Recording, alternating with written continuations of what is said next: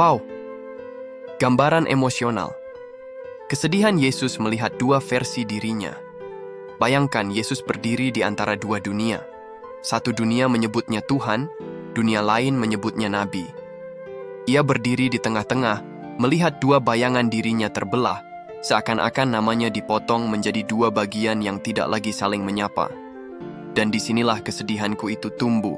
1. Kesedihan karena namaku dijadikan perdebatan, bukan pedoman. Aku melihat manusia saling berdebat, bukan tentang kebaikan, bukan tentang kasih, tetapi tentang status diriku. Mengapa namaku kalian perebutkan, bukan ajaranku kalian rawat?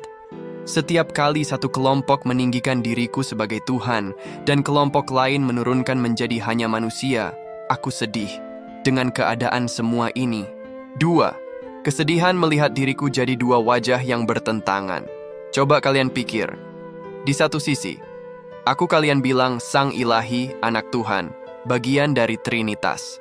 Di sisi lain, ada yang bilang, Sang Nabi, hamba Tuhan, manusia pilihan.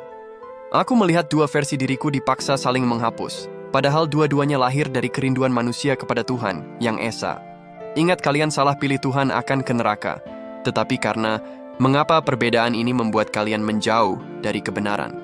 3. Kesedihan melihat bahwa manusia lebih sibuk menentukan siapa diriku, daripada mengikuti pesanku tentang Tuhan yang Esa. Coba lihat fakta sejarah. 2000 tahun manusia berdiskusi tentang hakikat diriku, tetapi masih belum selesai. Mereka tahu tentang natur, konsili, doktrin, gelar, tetapi lupa kasih, kejujuran, ketundukan kepada Tuhan, pelayanan kepada sesama. 4. Kesedihan melihat diriku dijadikan simbol pemisah. Padahal manusia akan dikenal dari buah kebaikan. Aku melihat umat saling menunjuk sambil membawa nama diriku sebagai pembenaran. Mengapa justru namaku menjadi alasan perpecahan? 5. Kesedihan terbesar. Kurasa kedua versi itu sama-sama menghilangkan jati diriku yang asli.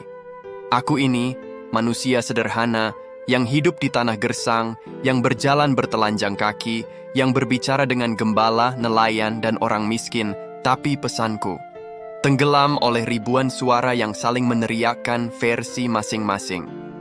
Aku hanya ingin kalian kembali pada Tuhan yang Esa, bukan memperbutkan aku.